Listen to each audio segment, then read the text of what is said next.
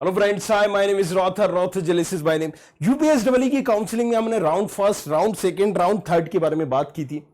अब round four के बारे में बात कर लेते हैं, राइट। सो ज्यादातर देखो यार, यहां पर गवर्नमेंट एडेड जो कॉलेजेस होते हैं इनकी भी काउंसलिंग अच्छी होती है, राइट। लेकिन इसमें कौन पार्टिसिपेट करते हैं, मैंने पिछले वीडियो में बताया था, राइट, 5, 6, 7 में। बट राउंड फोर की अगर हम बात करते हैं तो देखो कौन एलिजिबल है और कौन एलिजिबल नहीं है। कौन कौन एलिजिबल नहीं है? जिसने राउंड फर्स्ट में, राउंड सेकेंड में, राउंड थर्ड में सीट एक्सेप्टेंस फीस नहीं की है या कंफर्म नहीं किया है, right. Those candidate who do not pay confirmation fee in the first, second and third round, वो एलिजिबल नहीं है, राइट।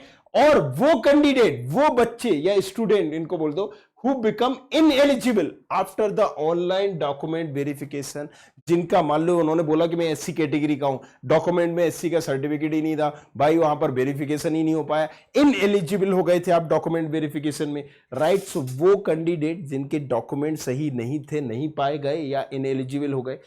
तीसरा, वो कैंडिडेट जो have withdrawn in earlier round, जिन्होंने पहले राउंड के बाद छोड़ दिया था, दूसरे राउंड के बाद छोड़ दिया था, या तीसरे राउंड के बाद कहीं ना कहीं छोड़ दिया था।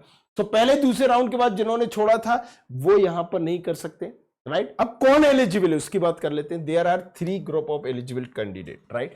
सो वन बाय वन हम देखते हैं। Group first, freeze candidate. Freeze, जिन्होंने फ्रीज का ऑप्शन चूज किया था, मतलब XYZ कॉलेज उन्हें मिला, उन्होंने चूज किया कि भाई साहब फ्रीज मतलब यही वाला कॉलेज, यही ब्रांच चाहिए।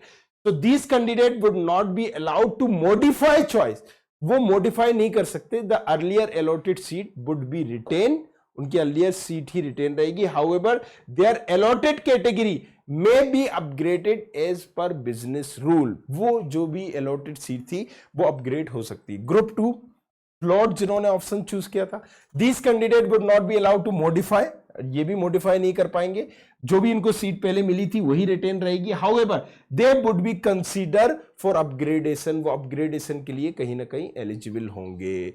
और group 3, candidate with no seat allotted, those candidate who did not get any seat in the earlier round, जिनको पहली, सेकेंड और थर्ड में नहीं मिली थी। अब देखो यहां पर तुम्हें कंफ्यूजन होगा, फिर सर इसमें और उसमें डिफरेंस क्या है?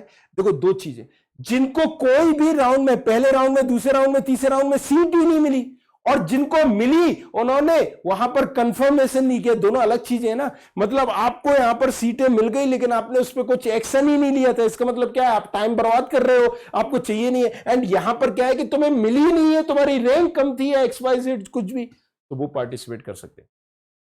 और सीट अलॉटमेंट का कहीं ना कहीं अगर हम बात करें, for round for the choice available will be process centrally against the available vacancy, तो जितनी भी वैकेंसी बची हुई है, जो बची हुई सीटें, उसके आधार पर ये आपको मिलेगा। सो आई होप यहां पर क्लियर हो गया होगा राउंड 4 को लेकर।